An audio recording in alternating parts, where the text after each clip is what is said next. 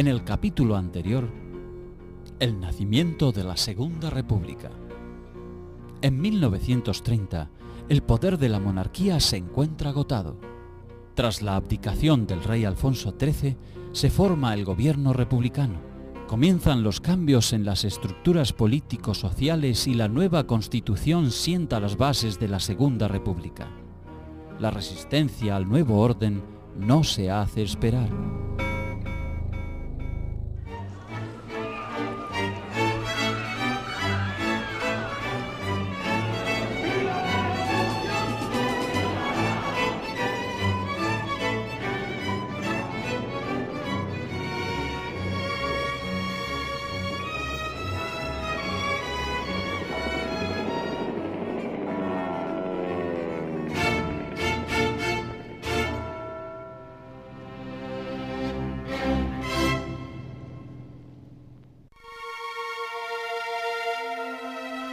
La ausencia de acuerdos programáticos y las diferencias ideológicas en la coalición de izquierda fueron las causas de la caída del gobierno de Manuel Azaña el 8 de septiembre de 1933. Para ese momento, las esperanzas que había creado la República en gran parte de la pequeña burguesía, la clase obrera y campesina, se había tornado en decepción o desagrado. El ímpetu inicial del gobierno republicano socialista había alcanzado para sancionar una constitución moderna, pero los incumplimientos en la ejecución de los cambios mostraron las contradicciones entre los aliados. A este estado de cosas se llegó luego de una serie de situaciones muy complejas que se iniciaron en 1931.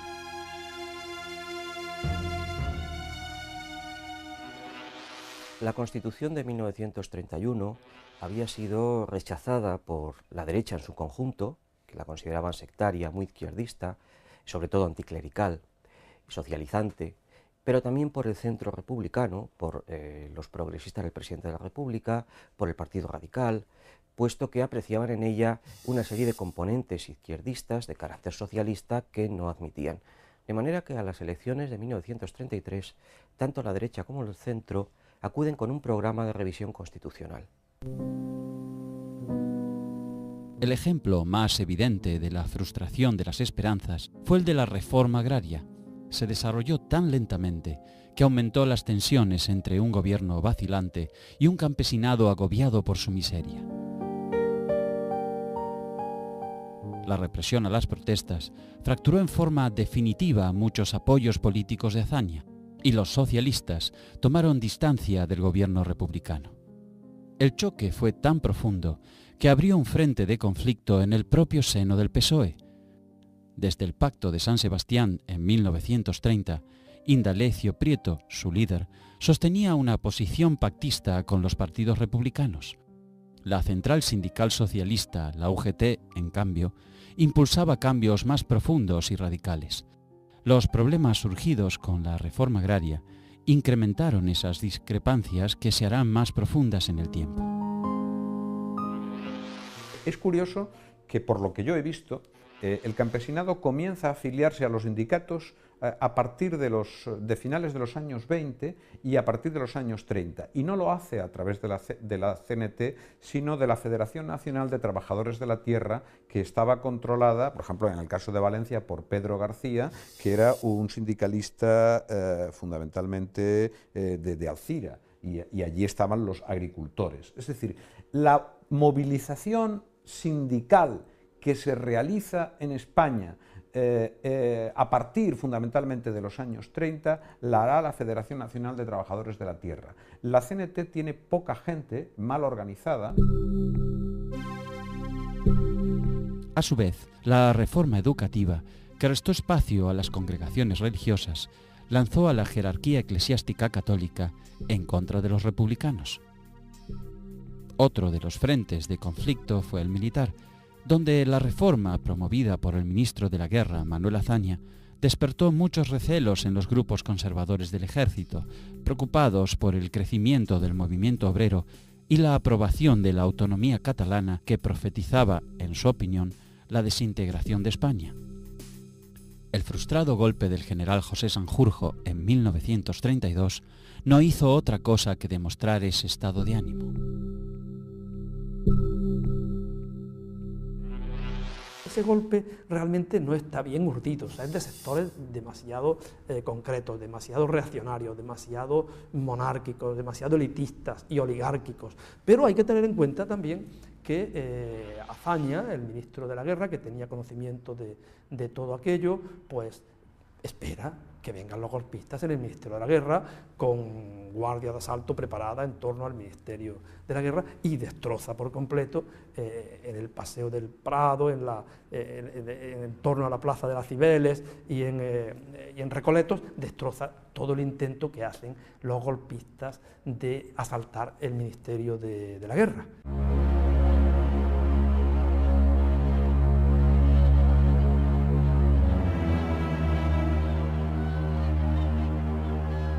A mediados de 1933, la situación social y política se había tornado compleja.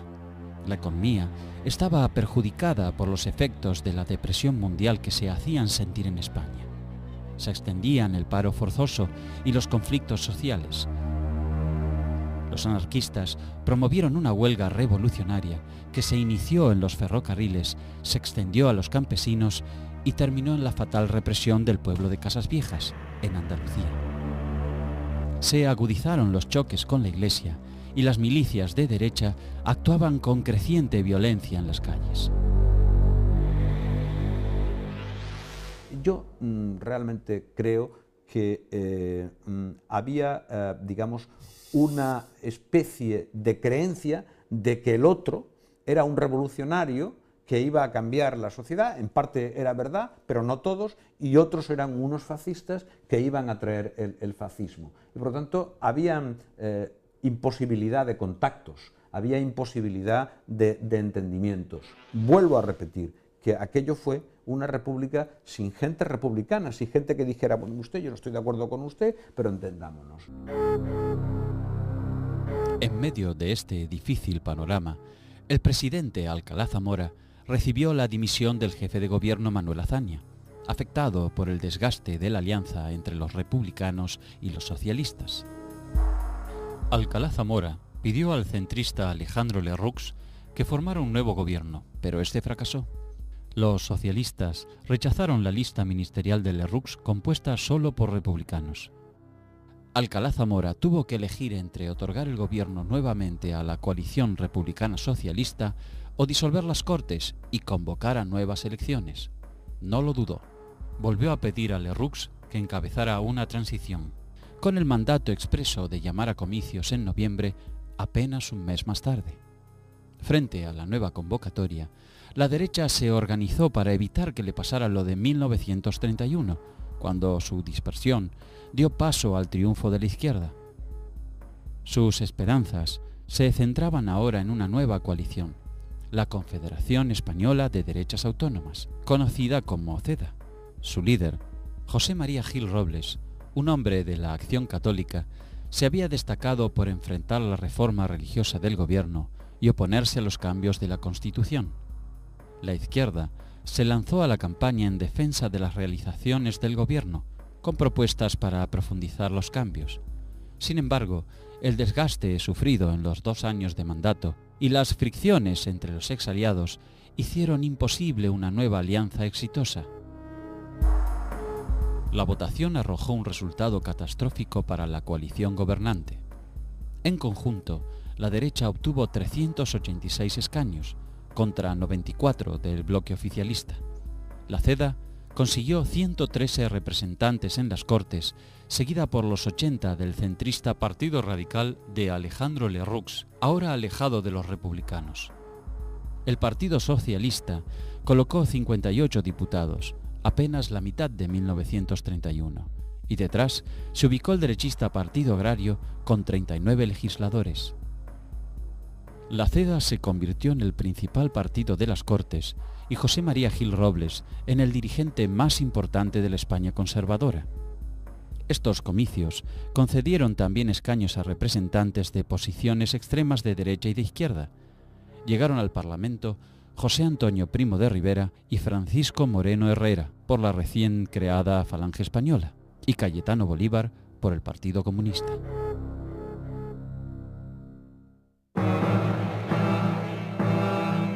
El bloque republicano había sufrido un descalabro por sus peleas internas, el descontento de sectores independientes y la apatía de la militancia socialista y la inhibición electoral anarquista. Tras la derrota electoral, la izquierda se radicalizó convencida de que detrás de Gil Robles se escondía la amenaza del fascismo, triunfante en varios países de Europa.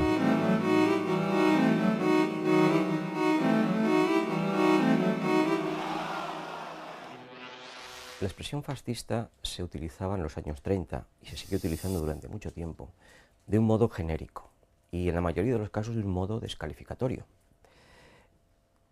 Sucede algo parecido a lo que representaba durante la Guerra Fría la expresión comunista. Definía un mundo ideológico mucho más amplio de lo que estrictamente era esa doctrina. José María Gil Robles no era un fascista, era un conservador autoritario, similar, en cierta forma, a lo que podía ser el canciller Dollfuss en Austria o Salazar en Portugal, es decir, formaba parte de una generación de conservadores que habían renunciado al régimen liberal parlamentario, que contemplaban los aspectos más duros de la política conservadora y que veían en el fascismo una opción instrumental que podía ayudar a combatir a la izquierda. Pero ellos personalmente no eran fascistas, no mostraban una adscripción al fascismo, entre otras cosas porque el fascismo tenía aspectos contrarios a la doctrina católica, no digamos ya el nazismo, que ellos rechazaban abiertamente. De manera que el calificativo de fascista aplicado a Gil Robles es un calificativo que le colgó la izquierda. El presidente, Niceto Alcalá Zamora, se negó a entregar el gobierno a Gil Robles, pese a que la Confederación había logrado la mayoría. Encomendó la gestión al jefe del Partido Radical, Alejandro Lerroux, que también había cosechado una buena porción de los votos. La CEDA no logró ningún ministerio y Gil Robles quedó a la espera de una ocasión más propicia para acceder al poder. El núcleo del conflicto es que el Partido Radical es un partido que, manteniendo la lealtad a la República, intenta rectificar su rumbo, pero para rectificarlo necesita el apoyo de un partido que no es leal a la República y que no entiende que la República necesite una rectificación, sino que lo que entiende es que todo lo que se ha hecho en el bienio anterior se desmonte y se comience otra política. Entonces, va a haber un conflicto permanente entre el Partido Radical y la CEDA, a ver quién es el que orienta a la República. Eso da lugar a una gran inestabilidad gubernamental, a una incapacidad para promover políticas unitarias, eficaces, de derecha, pero eficaces. Es un conflicto permanente entre ellos. La CEDA, además, anuncia claramente cuál es su propósito. Primero, apoyar a Lerroux en el Parlamento, después colaborar con Lerroux dentro del gobierno y luego sustituir a Lerroux. El nuevo gobierno surgía del centro-derecha que se había opuesto a los cambios promovidos durante el bienio republicano-socialista. Muchas de las reformas fueron detenidas y otras eliminadas. Se sancionaron decretos que privaron de tierras a los campesinos y asentados. Los propietarios del campo volvieron a ser dueños y señores de la situación, bajaron los salarios y dejaron sin trabajo a los obreros sindicalizados. Esta política agraria provocó numerosas huelgas campesinas. La crisis económica aumentó la movilización y conflictividad social. Fue derogada la ley de congregaciones religiosas. La Iglesia volvió a las escuelas y recuperó parte de sus bienes. Se aprobó una ley de amnistía para los conspiradores derechistas de 1932, entre ellos el antiguo jefe de la Guardia Civil, general José Sanjurjo, y se les permitió ocupar importantes cargos militares. Crecieron los enfrentamientos con la Generalitat de Cataluña, presidida ahora por Luis Companys, por haber fallecido Macià. El nuevo Parlamento se opuso a la aprobación del Estatuto de Autonomía del País Vasco. La política de Lerroux acentuó los antagonismos en la sociedad española. El Partido Socialista y la UGT pasaron a ser dirigidos por el exministro de Trabajo, Francisco Largo Caballero, quien, tras la derrota electoral, promovió una fuerte radicalización ideológica. Las razones de la inquietud obrera se fundaban en el empeoramiento de las condiciones laborales y en sucesos internacionales como la subida de Hitler al poder en Alemania, la violenta represión a obreros en Austria, que incluyó combates con el ejército casa por casa, y la creciente presencia de acciones de provocación de la ultraderecha en Francia. Largo Caballero se había convencido de que la democracia parlamentaria ya no ofrecía alternativas a la clase obrera y que el fascismo pronto tomaría el poder en Madrid. Cuando Largo Caballero alcanzó el control, los diputados socialistas abandonaron sus escaños en las Cortes y empezaron a preparar una insurrección general revolucionaria. El proceso de radicalización fue tan intenso que un dirigente moderado como Indalecio Prieto proclamó en febrero de 1934 en el Cine Pardiñas de Madrid: hágase cargo el proletariado del poder y haga de España lo que España merece. Para ello no debe titubear y si es preciso verter sangre, debe verterse.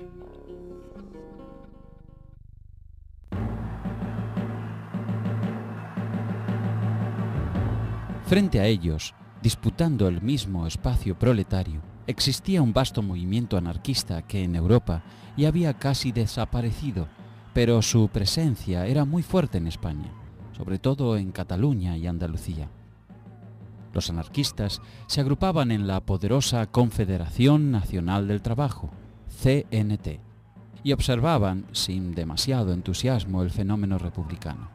Lo consideraban una expresión clásica del reformismo burgués sin cualidades revolucionarias. En febrero de 1934, el socialismo pasó a organizar una insurrección armada revolucionaria para tomar el poder.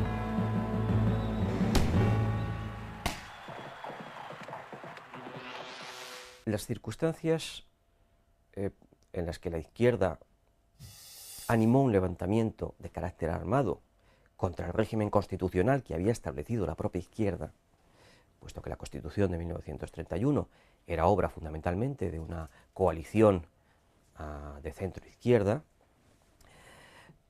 venían dadas por el hecho de que se había producido un vuelco político total, que ellos consideraban que la entrada de la CEDA en el poder, un partido que veían como fascista o al menos como monárquico, deslegitimaba al propio poder republicano y que por lo tanto las organizaciones obreras y los partidos de izquierda tenían que intervenir para frenar no ya el rumbo de derechización de la República, sino la propia desaparición de la República y el establecimiento de un sistema de dictadura de extrema derecha. De manera que ellos se veían plenamente legitimados en nombre de la democracia republicana para provocar una insurrección contra el sistema constitucional republicano que ellos veían en manos de las fuerzas antirrepublicanas. Septiembre fue pródigo en incidentes políticos, como el descubrimiento de un arsenal en Asturias, el transporte de armas en el barco Turquesa y el tiroteo a una concentración juvenil derechista, entre muchos otros. Lerroux, que había abandonado el gobierno en abril en manos de uno de sus partidarios, Ricardo Samper, volvió a asumir la presidencia en octubre, pero esta vez incluyó en su gabinete a 3 ministros de la CEDA. Era la chispa que desataría el incendio. La insurrección tal como se prepara desde los organismos centrales del Partido Socialista y de la Unión General de Trabajadores, consistía, como era habitual en la tradición socialista, en una huelga general que iría también acompañada de una insurrección, ¿no? Lo que pasa es que en este caso la insurrección, aunque se habían buscado apoyos militares, se había confiado a unas milicias que en principio se debían haber preparado durante todo el año anterior, se debían haber entrenado, debía haber habido un reparto de armas, se debían haber armado, etc. Y entonces se esperaba que el día que la CEDA entrara en el gobierno, se comunicara una orden a todas las organizaciones socialistas para que simultáneamente se iniciara la huelga general y la insurrección armada, pensando que dentro de los cuarteles había suficientes militares implicados en la acción como para que los cuarteles se abrieran y los soldados se sumaran a la insurrección. En la madrugada del 5 de octubre, el Comité Revolucionario Socialista cursó las órdenes para el comienzo de la huelga armada revolucionaria. Fue una decisión apresurada. La UGT había estrechado vínculos con comunistas y anarquistas en previsión de una medida semejante, pero esos acuerdos aún no estaban firmes. La Central Obrera Anarquista, la CNT, no se plegó a las protestas y los comunistas lo hicieron con demora. Solo en Asturias hubo verdadera unidad obrera campesina y se dieron las condiciones para gestar un movimiento revolucionario. El movimiento adquirió también cierta trascendencia en el País Vasco y en Cataluña. En este último caso, su significado fue distinto y la rebelión fue provocada básicamente por la acción del nacionalismo de izquierda. Las elecciones municipales de enero habían dado el triunfo a la izquierda en Cataluña, pero la Generalitat tropezó con la obstrucción del Gobierno de Madrid. El Tribunal Constitucional anuló la ley de contratos de cultivo sancionada por el Parlamento de Cataluña, que favorecía a pequeños productores y arrendatarios. Con las Cortes cerradas, el Gobierno y la Generalitat pactaron un texto de compromiso que fue aprobado por el Parlamento catalán. Sin embargo, chocó con la obstrucción de la CEDA y la patronal agraria del Instituto Agrícola Catalán de San Isidro. Desde el cambio de signo político en el gobierno central, las diferencias entre Madrid y Barcelona no dejaron de acentuarse. Por esa razón, el 6 de octubre, Companys proclamó el Estado catalán dentro de la República Federal Española. Era un desafío a un gobierno central que no respetaba la autonomía y no contó con el apoyo de la CNT, el movimiento obrero mayoritario en Cataluña. El general Domingo Batet, máximo jefe militar en Cataluña, derrotó la insurrección el día 7. Los miembros del gobierno autónomo fueron encarcelados y el estatuto autonómico suspendido. Según el historiador Albert Balcells, el gobierno Companys se hizo destituir por la fuerza en lugar de dimitir sin resistencia. Procurando el mínimo de bajas y por lo tanto el mínimo de rencores, el gobierno Companys pensó que la suspensión a la autonomía era preferible a verla devaluada y que la negativa a colaborar en esta devaluación y en la represión era la manera de precipitar el retorno a la autonomía y a la democracia en unas condiciones de efectividad y dignidad aceptables. En Madrid se declaró la huelga, pero la acción de unas mal organizadas milicias socialistas fue un fracaso. La huelga general tiene un gran seguimiento en muchas capitales durante esos días de octubre. En Madrid estuvieron más de 2 semanas en huelga. La cuestión para el fin del movimiento era que la huelga por sí misma no producía una revolución. Una huelga es una huelga. Y entonces el problema consistió para los objetivos de la empresa, consistió en la actuación de las milicias y en la respuesta de los militares supuestamente implicados en la acción insurreccional. Y ahí es donde empiezan, naturalmente, desde el primer momento, a percibirse las deficiencias de la organización y la inadecuación entre los recursos disponibles y el objetivo previsto, ¿no? Las milicias existían, pero muy sobre el papel, no sabían manejar armamento. Los juicios que después se hacen sobre las milicias socialistas son muy significativos porque nadie sabe qué tiene que hacer, hay una ametralladora escondida, no se sabe dónde, se va por la ametralladora pero no se sabe montar. Es decir, que que eso es un fiasco completo y los cuarteles no se abren. Los militares implicados no aparecen por ninguna parte. El 9 de octubre de 1934, cuando el nuevo gobierno de Lerroux, con los ministros de la Confederación, se presentó en las Cortes, la insurrección estaba dominada, menos en Asturias y el territorio vasco. En este, las organizaciones sindicales estaban muy divididas. Los obreros se mantuvieron dueños de la situación en la zona minera vizcaína hasta el 11 de octubre. En Asturias, una región dominada por los socialistas, la rebelión persistió hasta el 20 de octubre. Se creó una verdadera organización política y social revolucionaria, cuyo ejemplo sorprendió a España y a Europa. Alrededor de 20.000 personas empuñaron las armas para apoderarse de las cuencas mineras y de la ciudad de Oviedo. Funcionó la conexión entre socialistas, comunistas y anarquistas, y existió un liderazgo efectivo ejercido por los socialistas González Peña y Belarmino Tomás.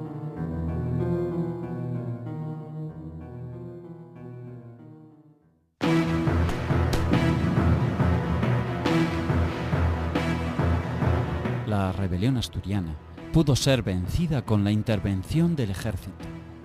El ministro de la Guerra, Diego Hidalgo, concedió plenos poderes al general Franco para que, sin cargo oficial, dispusiera el envío de tropas. Francisco Franco envió en barco unidades africanas a cuyo frente se puso el teniente coronel Yagüe, mientras el general republicano López de Ochoa avanzaba con otra columna desde Galicia. Tanto los revolucionarios como las tropas coloniales actuaron con gran violencia.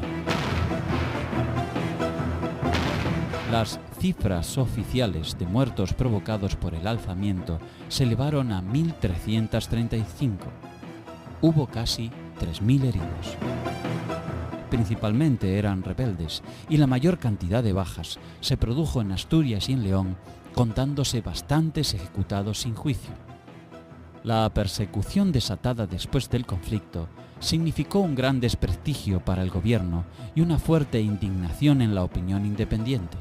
30.000 republicanos, socialistas y de otras fuerzas de izquierda fueron detenidos en toda España. Hasta Manuel Azaña fue detenido y procesado.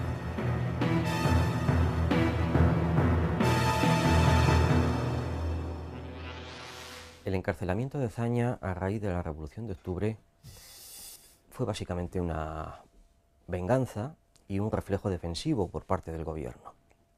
Azaña se encontraba en Barcelona por motivos particulares cuando estalla la revolución y bueno, es detenido y encarcelado en un buque y se le pretende iniciar un proceso. En el conjunto de las políticas represivas que preconiza la derecha, el proceso Azaña debía tener una resonancia especial, puesto que se le consideraba el responsable de las políticas revolucionarias del primer bienio y se le veía como el jefe moral de la revolución, por así decirlo. Lo que pasa es que en el momento en que hay que iniciar las acciones legales, se comprueba que Azaña no tiene ninguna responsabilidad y por lo tanto es imposible perseguirle. ¿Qué consigue con ello la derecha? Pues consigue hacer un mártir y potenciar la figura de Azaña, que casi enseguida comenzará a través de sus mítines masivos en campo abierto, etcétera, a convertirse en esa gran figura aglutinadora del Frente Popular que la derecha, pues curiosamente, ha potenciado con este conato de proceso que no va a ninguna parte. Se dictaron 20 condenas de muerte y otras 1.000 quedaron en espera, mientras se multiplicaban las peticiones de clemencia y centenares de personas continuaban en la cárcel. El fracaso de la huelga general de junio y la insurrección de octubre acentuaron los planes gubernamentales para terminar de liquidar las conquistas sociales. Las corporaciones patronales y empresarias pasaron a la ofensiva. Esa reacción revolucionaria del PSOE contra un gobierno parlamentario, de base parlamentaria, legítimo, eso sienta un precedente pésimo, porque las derechas se van a sentir también autorizadas después a levantarse contra un gobierno parlamentario, legítimo, salido de las urnas en el 36. De manera que yo creo que ese es el peor efecto. Pero hay otros efectos pésimos también. La represión generalizada que el gobierno de Lerroux desata, en la clausura generalizada de centros obreros, la detención masiva de dirigentes obreros en toda España, la destitución masiva de ayuntamientos de izquierda, eso también es nefasto. El debate sobre las penas a los rebeldes dividió al gobierno. Alejandro Lerroux y José María Gil Robles se pronunciaron por las condenas a muerte. Pero el presidente de la República, Niceto Alcalá Zamora, les recordó que medidas similares no fueron usadas contra el general Sanjurjo y los conspiradores de derecha cuando se rebelaron en 1932. La discusión llevó a una votación de los ministros en el gabinete y la mayoría se pronunció por una amnistía. Los representantes de la CEDA, indignados, retiraron el respaldo al gobierno de Lerroux. Las políticas de represión aplicadas por el gobierno a partir de octubre de 1934 fueron interpretadas por los partidos derechistas como unas políticas débiles. Tanto la CEDA como sobre todo los monárquicos y los falangistas deseaban una represión mucho más importante. Deseaba que hubiera una cadena de fusilamientos ejemplarizadores, hubo muy pocos, y ellos, incluso la CEDA, en los propios consejos de ministros, intentó aplicar una represión mucho más evidente. Hubieran deseado aprovechar aquel momento para proscribir completamente a las organizaciones de izquierda, es decir, si se hubiera hecho caso en este momento a la CEDA o a los partidos monárquicos, el Frente Popular difícilmente se hubiera podido constituir meses después. Y las políticas de represión moderada, tanto del Partido Radical y de sus socios de centro, como del propio presidente de la República, que actuó para frenar la represión, causaban un gran disgusto en los medios de la derecha, porque, ya digo, interpretaban que se estaba perdiendo una gran oportunidad para acabar con la izquierda española de una vez por todas. Sin embargo, en marzo de 1935, Lerroux recurrió nuevamente a la CEDA y le ofreció 5 ministerios. Gil Robles ocupó la cartera de guerra. El gobierno acentuó su política de dureza, prohibió organizaciones obreras, autorizó despidos de los huelguistas y persiguió a la prensa socialista. El general Francisco Franco fue nombrado jefe del Estado Mayor Central. Los militares identificados como antirrepublicanos fueron ubicados en los principales puestos del ejército.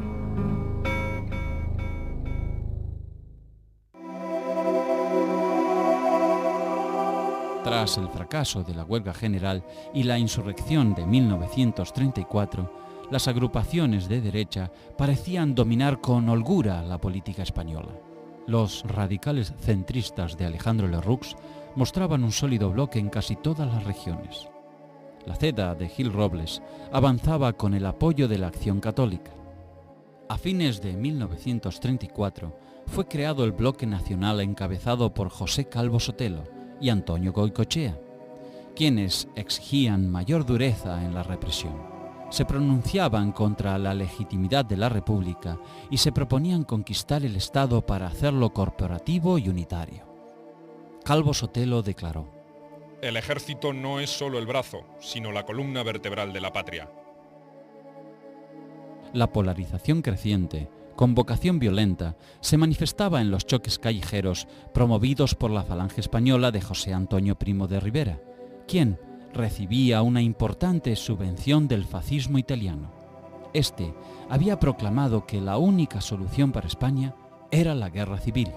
La provocación era una práctica frecuente de las juntas de ofensiva nacional sindicalista, conocidas por su sigla, JONS, y se haría cada vez más intensa en los años siguientes.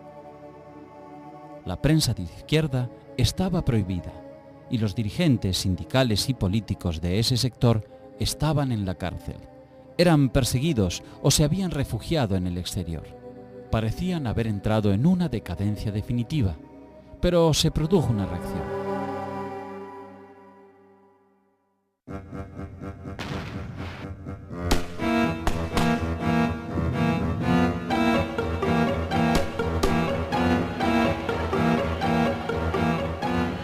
La represión extremadamente dura, las condenas de los tribunales militares y algunas ejecuciones erizaron la sensibilidad general y desembocaron en protestas masivas. Se formaron comités de apoyos a las víctimas de la Revolución de Octubre de 1934. Una ola de solidaridad recorrió las ciudades de España.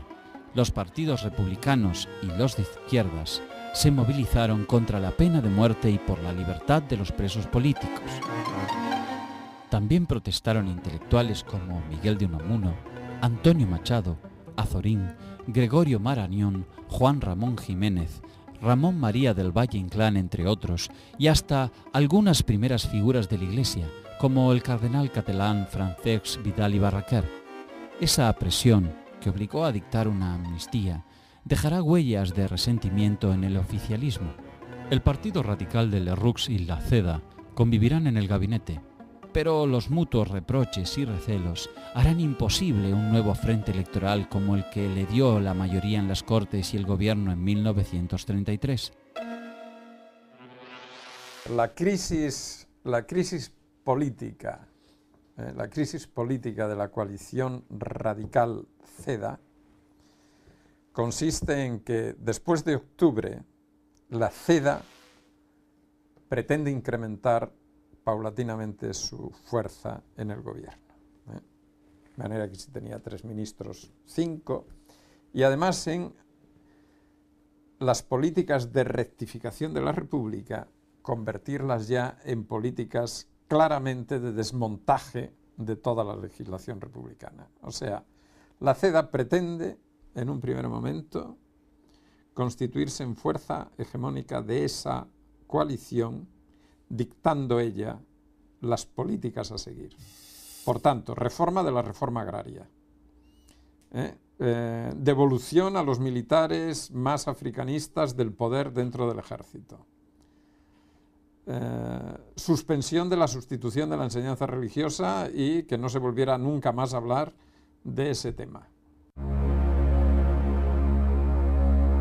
Las dificultades del gobierno de derechas fueron aprovechadas por la izquierda. La actividad revanchista de Lerroux y sus aliados tras las rebeliones armadas terminaron por sumarles puntos a la oposición. Los republicanos acordaron reunificarse y propusieron una alianza con el Partido Socialista, pero sin los comunistas. El socialismo, que era el partido más numeroso, estaba dividido en ese punto.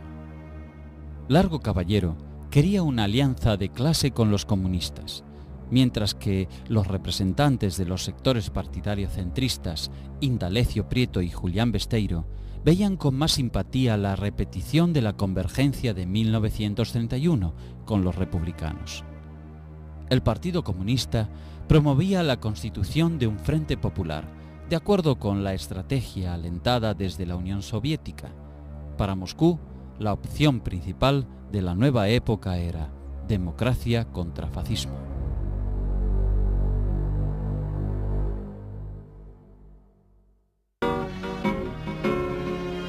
En los meses del otoño de 1935, el proyecto de unidad de la izquierda entró en una fase de fuerte dinamismo. La persecución oficial a los dirigentes de esa tendencia ideológica los volvía a poner en un lugar de expectativa. Azaña, que había terminado muy mal su gobierno en 1933, fue exonerado de las acusaciones y encabezó la mayor manifestación conocida hasta el momento. De 300.000 a 400.000 personas lo escucharon en el Campo de Comillas de Madrid. El líder derechista Gil Robles escribiría años después en el libro No fue posible la paz. El mitin constituyó uno de los mayores éxitos de público. Fue la expresión inequívoca del peligro revolucionario en España, fomentado por el egoísmo y la conducta incalificable de las clases socialmente encuadradas en los grupos de derecha. En septiembre de 1935, el gobierno se vio inmerso en un escándalo de corrupción que dejó mal parado el propio presidente Lerroux. Al caso se lo conoció como extraperlo. La palabra era la unión del nombre de dos hombres de negocios extranjeros, Strauss y Perle. Ellos habían ideado un nuevo tipo de ruleta. Esta máquina supuestamente permitía que el apostador acertara el número que iba a salir mediante un cálculo elemental, basado en reglas que se podían conocer de antemano. Decían que de esta manera se premiaba la perspicacia del jugador y quedaba descartado el puro azar. Sus detractores advertían que el croupier podía manipular la ruleta para impedir excesivos aciertos que hicieran peligrar el negocio. Los promotores entraron en contacto con Aurelio Lerroux, hijo adoptivo del presidente, y le regalaron 2 relojes de oro para obtener su aprobación. A los pocos días, la máquina estaba funcionando en casinos de Mallorca y San Sebastián, pero el gobernador civil de Donostia prohibió el juego. Los promotores volvieron indignados a Madrid y pidieron una fuerte indemnización por el tropiezo al hijo de Lerroux.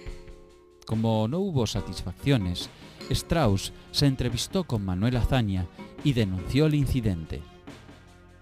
Azaña se lo contó a Niceto Alcalá Zamora y pronto lo supo la prensa. En medio del escándalo, Lerroux debió dimitir.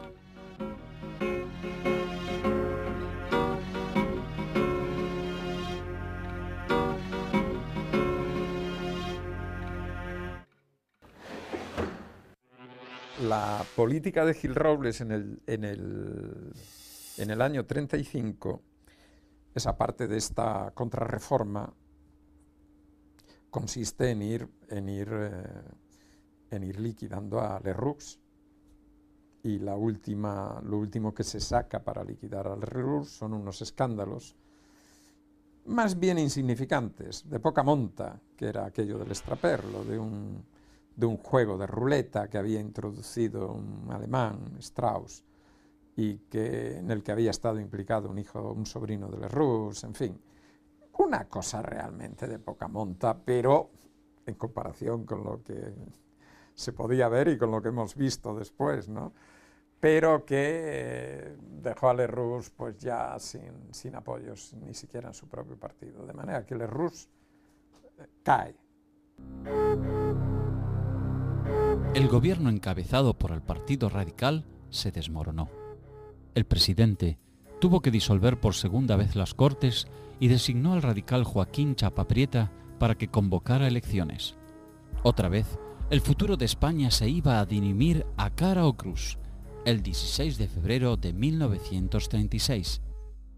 Gil Robles abandonó el Ministerio de Guerra el 14 de diciembre, luego de que Alcalá Zamora le negara nuevamente la posibilidad de formar gobierno. Pero dejó escrito en sus memorias que el día 11 el general Joaquín Fanjul le había ofrecido echarse esa misma noche a la calle con las tropas de la guarnición de Madrid. Pero Gil Robles rechazó la proposición. Sin embargo, la última noche como ministro la pasó en vela, esperando una comunicación de los generales Joaquín Fanjul, Manuel Godet y José Varela, que debían informarle de la puesta en marcha de un golpe militar preventivo. Francisco Franco consideró que debían esperar. Gil Robles se expresó: Si el ejército opina que debe ocuparse transitoriamente el poder con objeto de que se salve el espíritu de la Constitución y se evite un fraude gigantesco de signo revolucionario, yo no constituiré el menor obstáculo. Las derechas llegan a las elecciones de febrero del 36 divididas por la acción gubernamental de la CEDA, fundamentalmente.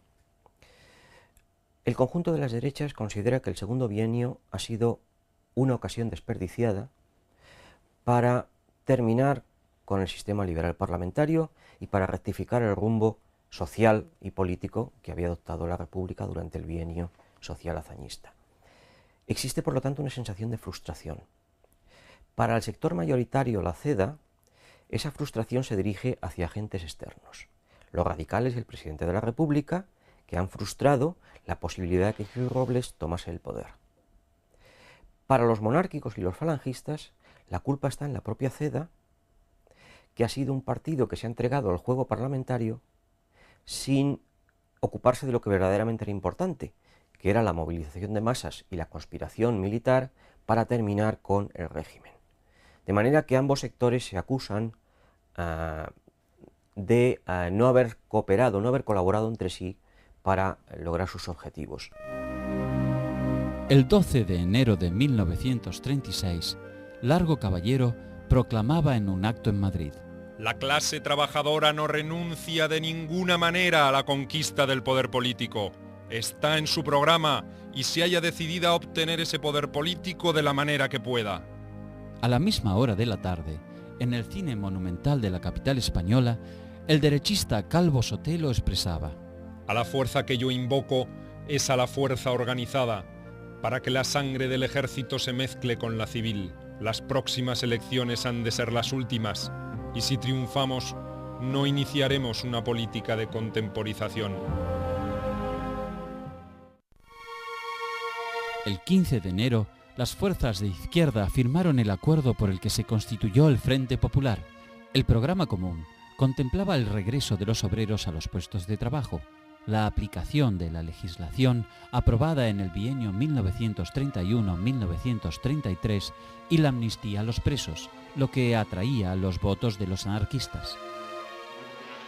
Hay gente que va al Frente Popular pensando en que no se puede reconstruir de nuevo la República como en sus inicios. Eso está agotado. Una parte del Partido Socialista, el símbolo es Largo Caballero, parte naturalmente de los grupos comunistas, trotskistas, etcétera, la CNT, y que lo que hay que hacer es claramente llevar a una república socialista, llevar la revolución que está a las puertas de la esquina. Por eso digo que el Frente Popular lo que hace fundamentalmente es ir cada uno desde una perspectiva distinta y diferente a las elecciones. Los comicios se presentaron con el mismo esquema de 1931, una izquierda unificada en torno al del Frente Popular y una derecha que no consiguió ponerse de acuerdo. La campaña fue extremadamente violenta y mostró que España iba camino a dividirse en dos bloques antagónicos y excluyentes. El bienio reformista de republicanos y socialistas se había cerrado en 1933 con una decepción del electorado, la fractura de su alianza y una derrota electoral. A principios de 1936, tras 2 años en el poder, los resultados de la acción que las derechas podían mostrar eran magros y su futuro electoral se complicaba con la nueva desunión de sus fuerzas.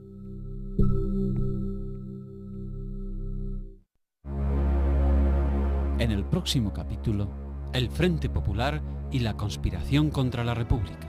La derecha se fragmenta y el Frente Popular accede al gobierno. La tensión social y política estalla tras el asesinato del dirigente derechista José Calvo Sotelo. El 18 de julio de 1936 comienza el pronunciamiento militar contra la República. España queda dividida en dos. La guerra civil es inevitable.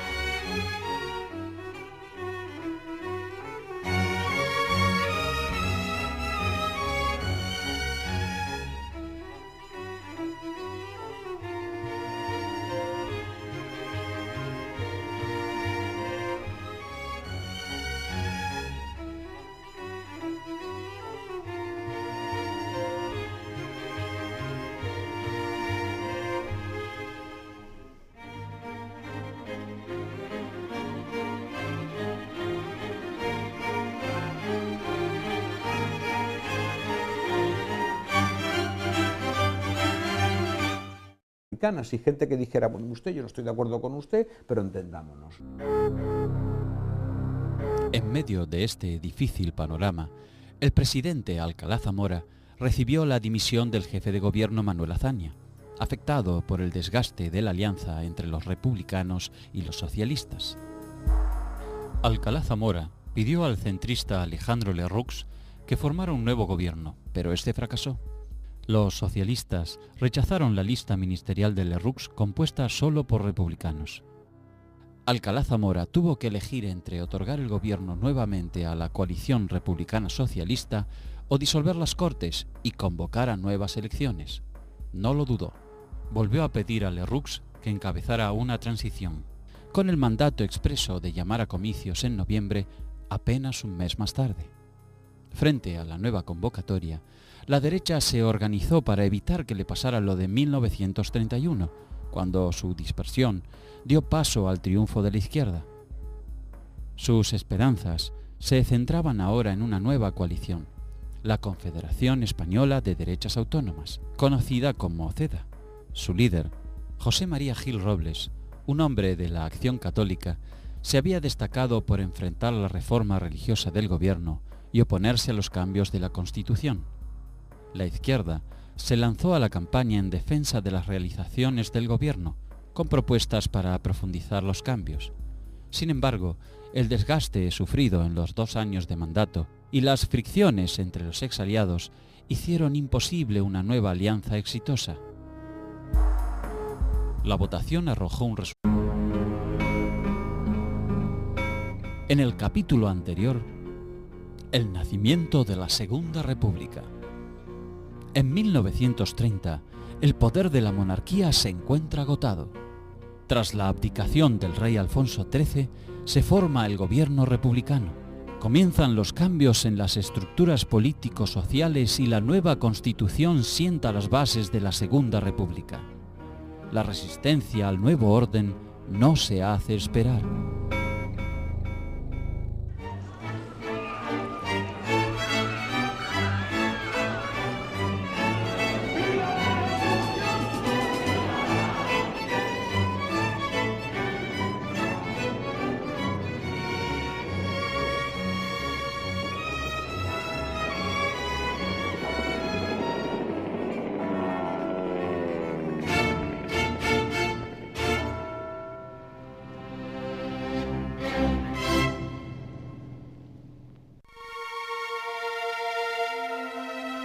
La ausencia de acuerdos programáticos y las diferencias ideológicas en la coalición de izquierda fueron las causas de la caída del gobierno de Manuel Azaña el 8 de septiembre de 1933. Para ese momento, las esperanzas que había creado la República en gran parte de la pequeña burguesía, la clase obrera y campesina, se había tornado en decepción o desagrado. El ímpetu inicial del gobierno republicano socialista había alcanzado para sancionar una constitución moderna, pero los incumplimientos en la ejecución de los cambios mostraron las contradicciones entre los aliados. A este estado de cosas se llegó luego de una serie de situaciones muy complejas que se iniciaron en 1931.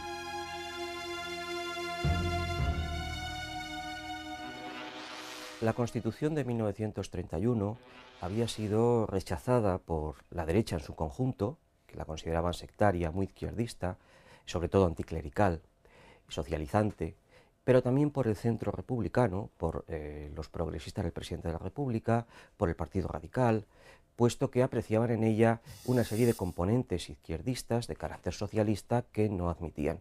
De manera que a las elecciones de 1933, tanto la derecha como el centro acuden con un programa de revisión constitucional. El ejemplo más evidente de la frustración de las esperanzas fue el de la reforma agraria. Se desarrolló tan lentamente que aumentó las tensiones entre un gobierno vacilante y un campesinado agobiado por su miseria.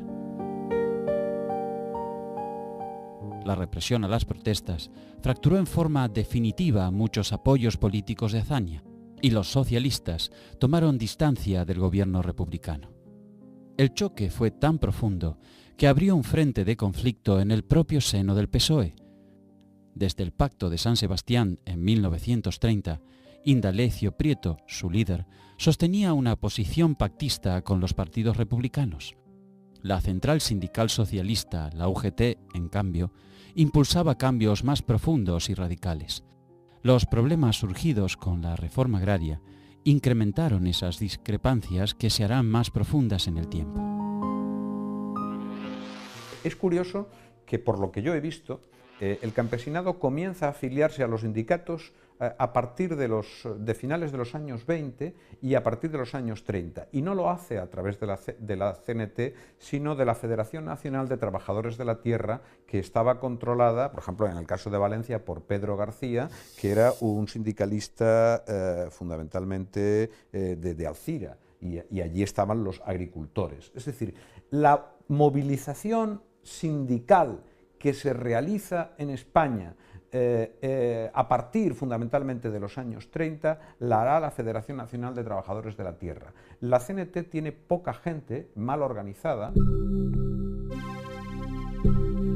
A su vez, la reforma educativa, que restó espacio a las congregaciones religiosas, lanzó a la jerarquía eclesiástica católica en contra de los republicanos.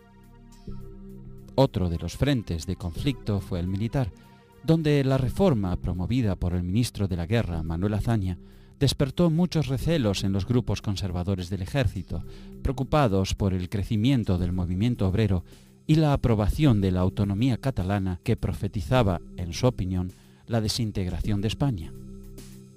El frustrado golpe del general José Sanjurjo en 1932 no hizo otra cosa que demostrar ese estado de ánimo.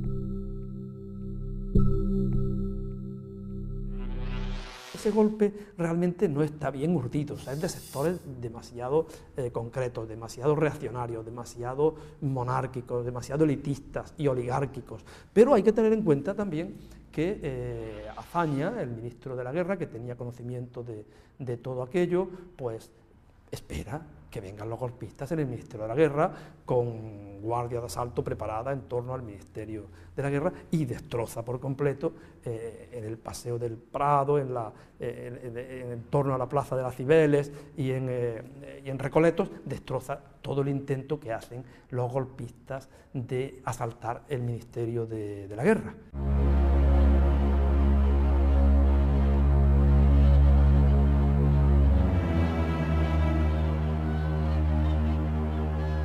A mediados de 1933, la situación social y política se había tornado compleja. La economía estaba perjudicada por los efectos de la depresión mundial que se hacían sentir en España. Se extendían el paro forzoso y los conflictos sociales. Los anarquistas promovieron una huelga revolucionaria que se inició en los ferrocarriles, se extendió a los campesinos y terminó en la fatal represión del pueblo de Casasviejas, en Andalucía. Se agudizaron los choques con la Iglesia y las milicias de derecha actuaban con creciente violencia en las calles. Yo realmente creo que había, digamos, una especie de creencia de que el otro era un revolucionario que iba a cambiar la sociedad. En parte era verdad, pero no todos, y otros eran unos fascistas que iban a traer el fascismo. Y por lo tanto había imposibilidad de contactos, había imposibilidad de entendimientos. Vuelvo a repetir que aquello fue una república sin gente republicana.